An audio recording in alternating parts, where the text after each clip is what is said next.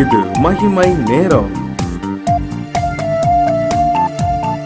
ஆண்டவராகிய இயேசு கிறிஸ்துவின் ஈடு இணையற்ற நாமத்தில் மகிமை டிவி நேயர்களை அன்புடன் வாழ்த்தி வரவேற்கிறேன். இந்த மகிமை நேர நிகழ்ச்சி மூலமாக மீண்டுமாக உங்களை சந்திப்பதில் மிகுந்த சந்தோஷம்.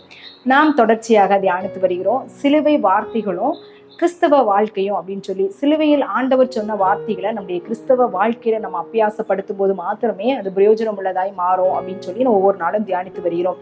இந்த நாள்ல நம்ம 6வது வார்த்தையாக நம்ம தியானிக்கிறோம். யோவான் 19ஆம் அதிகாரம் 30ஆம் வசனம். இயேசு காடியை வாங்கின பின்பு முடிந்தது என்று சொல்லி தலையை சாய்த்து ஆவியை ஒப்பு கொடுத்தார். முடிந்தது அப்படின்னு சொல்றாரு.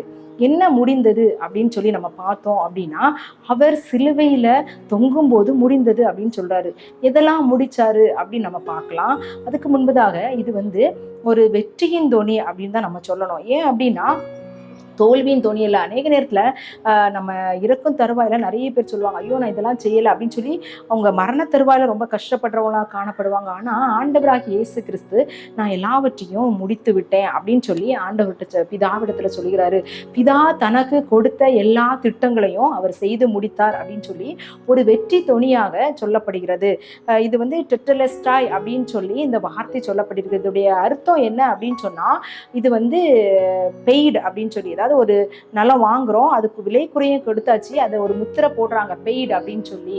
அதே போல நம்முடைய பாவங்களுக்காக ஆண்டவர் மரித்ததுனால நமக்கு மீட்பு கிடைத்தது அப்படின்ற ஒரு முத்திரை. ஆண்டவர் நமக்கா எல்லாவற்றையும் விலை கிரயம் செய்து முடித்து விட்டார் அப்படின்னு சொல்லி ஒரு வெற்றியாய் ஆண்டவர் வெற்றி தோணியாய் சொல்லுகிறாரு.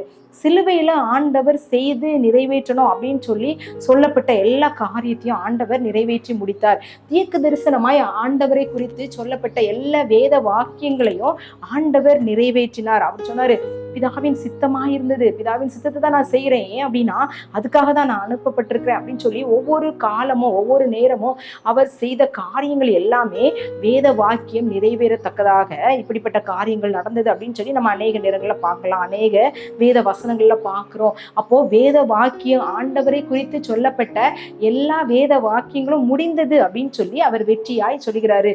அநேக நேரங்களில் நாம் சில காரியங்களை செய்யறதற்காக நம்ம தொடங்குவோம், ஆனா அது பாதியிலே நின்றோம். அப்ப நம்ம முடிச்சிட்டேன் அப்படின்னு சொல்லி நம்ம சொல்ல முடியாது. முடிஞ்சுதா அப்படின்னு கேட்டா, அது எங்க முடிச்சேன் அப்படின்னு தான் நம்ம சொல்லுவோம். ஆனா இப்போ ஒரு காரியத்தை நம்ம முடிச்சிட்டோம் அப்படின்னு சொன்னா, ஒரு எடுத்துக்காட்டாக ஒரு தகப்பன்ட்ட போய் உங்களுடைய பிள்ளையுடைய திருமண காரியம் முடிச்சிட்டீங்களா, எப்படி இருந்துச்சு அப்படின்னு சொன்னா, நல்லபடியா முடிஞ்சுது அப்படின்னு சொல்லுவாங்க. அதே மாதிரி அவங்களோட ஒரு சாட்டிஸ்ஃபேக்ஷனா அவங்க சொல்லுவாங்க, நான் முடிச்சிட்டேன், என்னுடைய கடமையை நான் நிறைவேற்றிட்டேன் அப்படின்னு சொல்லி. அதே போல ஆண்டவருக்கு உள்ள எல்லா காரியங்களையும் ஆண்டவர் இந்த உலகத்துல வாழும்போது என்னென்ன காரியங்களை செய்து முடிக்கணுமோ அந்த திட்டங்களை அவர் செய்து முடிச்சிட்டேன் அப்படின்னு சொல்லி வெற்றி சிறந்தவராக சொல்லுகிறார் அப்படின்றத பார்க்கிறோம். அடுத்து பார்த்தீங்க அப்படின்னா, சிலுவை பாடுகளை குறித்து நிறைய வேத வசனங்கள் சொல்லப்பட்டிருக்கிறது. எடுத்துக்கிட்டோம் அப்படின்னா, சங்கீதம் 22 சொல்லப்பட்டிருக்கிறது, ஏசாயா 53 சொல்லப்பட்டிருக்கிறது. அநேக இடங்களில் அவருடைய மரணங்கள் பாடு மரணங்களை குறித்து சொல்லப்பட்டிருக்கிறது. அது எல்லாவற்றையும் நான் செய்து முடிச்சிட்டேன் அப்படின்னு சொல்லி ஆண்டவர் சொல்றாரு. அடுத்து நம்ம பார்த்தோம் அப்படின்னா, யோவான் 12ஆம் அதிகாரம் 31ஆம் வசனம். இப்பொழுதே இந்த உலகத்துக்கு நியாய தீர்ப்பு உண்டாகிறது, இப்பொழுதே இந்த உலகத்தின் அதிபதி புறம்பாக தள்ளப்படுவான். நான் பூமியிலிருந்து உயர்த்தப்பட்டிருக்கும் போது எல்லாரையும் என்னிடத்தில் இழுத்துக் கொள்ளுவேன். அப்போ இந்த பிசாசுக்கான அந்த சாத்தான நான் என்ன செஞ்சேன், தோற்கெடுத்துட்டேன் அப்படின்னு சொல்லி அவர் அதையும் நான் முடிச்சிட்டேன். சிலுவையில நான் உயர்த்தப்படும் போது எல்லாரையும் நான் இழுத்துக் கொள்ளுவேன். இந்த உலகத்தின் அதிபதியாகிய பிசாசானவன் புறம்பே தள்ளப்படுவான். அவருடைய காலின் கீழாக அவர் நசுக்கி போட்டார். எல்லா நாமத்திற்கு மேலாக அவருடைய நாமம் உயர்த்தப்பட்டது அப்படின்னு சொல்லி பார்க்கிறோம். இதனால அவர் சொல்றாரு, நான் என்ன செஞ்சேன், நான் வெற்றி சிறந்தேன் அப்படின்னு சொல்லி ஆண்டவர் சொல்லுகிறாரு. அவருடைய பாடு மரணத்தின் நிமித்தமாக கூட அவருடைய வேத வாக்கியங்களை நிறைவேற்றினவராய் காணப்பட்டாரு. அதனால நான் முடிச்சிட்டேன் அப்படின்னு சொல்லி ஒரு வெற்றி தொனியாய், ஒரு ஜெய தொனியாய் அந்த இடத்துல அவர் சொல்லுகிறாரு. அடுத்து பார்த்தோம் அப்படின்னா, நியாயப்பிரமாண காலத்துல அநேக பலிகளை அவங்க செலுத்தினாங்க அப்படின்னு சொல்லி நம்ம பார்க்கிறோம். அநேக பலிகள் செலுத்தப்பட்டது.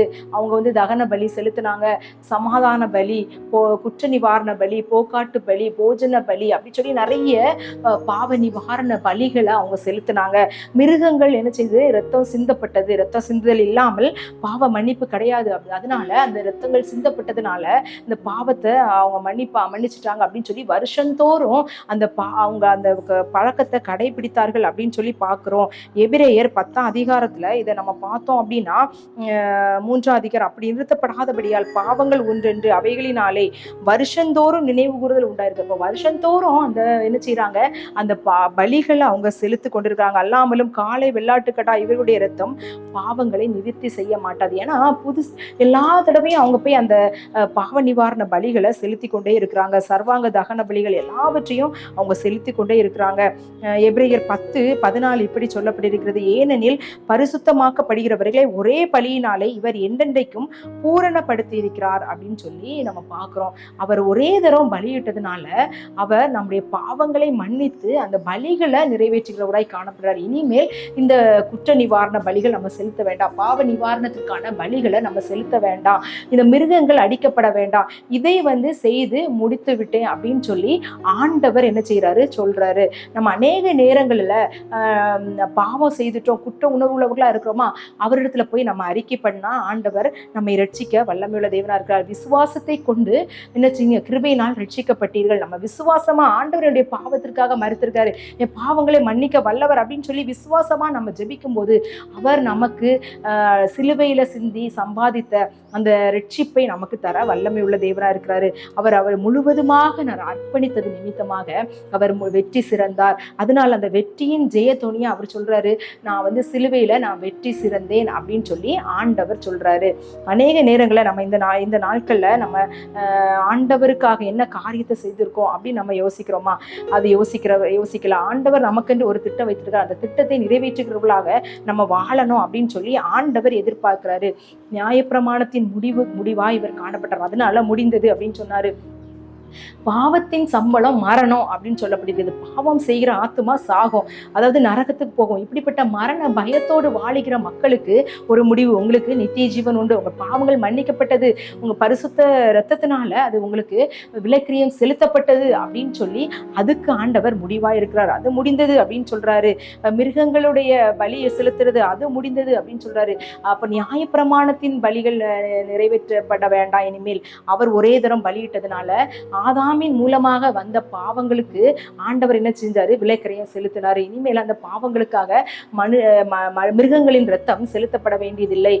வேத வாக்கியங்களை அவர் நிறைவேற்றி முடித்தார். நம்முடைய மீட்பை அவருடைய சுய ரத்தத்தினால சம்பாதித்து கொடுத்தார். அதனால நான் சாத்தானை ஜெயித்துட்டேன் அப்படின்னு சொல்லி வீர முழக்கமாய் முடிந்தது அப்படின்னு சொல்றாரு.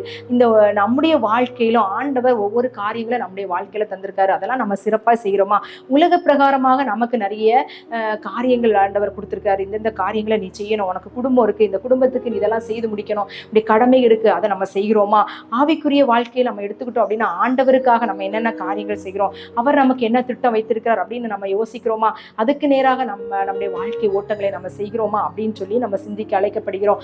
பவுலை குறித்து நம்ம பார்த்தோம் அப்படின்னா 2 தீமோத்தேயு 4:7 அவர் சொல்றாரு, நல்ல போராட்டத்தை போராடினேன், ஓட்டத்தை முடித்தேன், விசுவாசத்தை காத்துக்கொண்டேன், இது முதல் எனக்காக நீதியின் கிரீடம் வைக்கப்பட்டிருக்கிறது, இங்குள்ள நியாயாதிபதி அதை எனக்கு தருவாரு அப்படின்னு சொல்லி விசுவாசமா அவர் சொல்றாரு. எனக்கு ஆண்டவர் தந்த எல்லா காரியத்தையும் நான் செய்து முடிச்சிட்டேன் அப்படின்னு சொல்லி அவர் விசுவாசமா அறிக்கையிடுறார். அப்படிப்பட்ட காரியங்களை நம்ம செய்யணும் அப்படின்னு ஆண்டவர் எதிர்பார்க்கிறார். அதுக்காக நம்ம ஆண்டவர்ல கேட்கலாம், ஆண்டவரே நீ சிலுவையில வெற்றி சிறந்து செய்து முடித்தது போல எங்களுடைய வாழ்க்கையில எங்களுக்கு வைத்திருக்கிற கடமைகளையும் எங்களுடைய திட்டங்களையும் நாங்கள் செய்து முடிக்கக்கூடிய கிருபை தாங்க அப்படின்னு சொல்லி நம்ம ஜெபிக்கலாம். எங்களை அதிகமாக நேசிக்கிறீங்களா அன்பின் கர்த்தாவே, இந்த நல்ல நாளுக்காக உமக்கு நன்றி செலுத்துகிறேன். இந்த நாளில் ஆண்டவரே நாங்கள் தியானித்தோம், நீர் முடிந்தது என்று சொல்லி வெற்றி தோனியாய் ஜெய தோனியாய் நீர் சொன்னீர் அப்படின்னு பார்க்குறோம். நியாயப்பிரமாணத்தை ஆண்டவரே, வேத வாக்கியங்கள் ஆண்டவரே, மிருகங்களுடைய பலிகள் எல்லாவற்றுக்கும் ஒரு முடிவு உண்டாக்கி ஆண்டவரே நீர் அதை எங்களுக்கு ரட்சிப்பாய் மீட்புக்கு ஏதுவானதாய் நீர் மாற்றி கொடுத்தீர். அதன் மூலமாக எங்களுக்கு பரலோகராஜ்யத்தை நீர் வாக்கு பண்ணியிருக்கிற அதற்காக உமக்கு நன்றி செலுத்துகிற தகப்பனே. ஆண்டவரே எங்களுக்கும் நீர் இந்த வாழ்க்கையில இந்த உலக பிரகாரமாகவும் ஆவிக்குரிய வாழ்க்கையில என்னென்ன திட்டங்கள் வைத்திருக்கிறோம் அதை நாங்கள் செய்து ஆண்டவரே அதை செய்து முடித்தோம் அப்படின்னு சொல்லி நாங்கள் விசுவாசத்தின் நிச்சயத்தை அடைந்து எங்களுடைய வாழ்க்கை ஓட்டத்தை முடிக்க எங்களுக்கு கிருபை செய்யுங்க. ஆண்டவரே எங்களுடைய நாங்கள் நிச்சயம் இல்லாதவர்களாக ஓடாதபடிக்கும் எங்களுடைய திட்டங்களை ஆண்டவரே நாங்கள் முடிக்கிறதற்கு முன்பதாகவே எங்களுடைய வாழ்வு ஆண்டவரே இயேசப்பா முடிந்து போகாதபடிக்கும் நீர் பாதுகாத்துக் கொள்ளுங்க.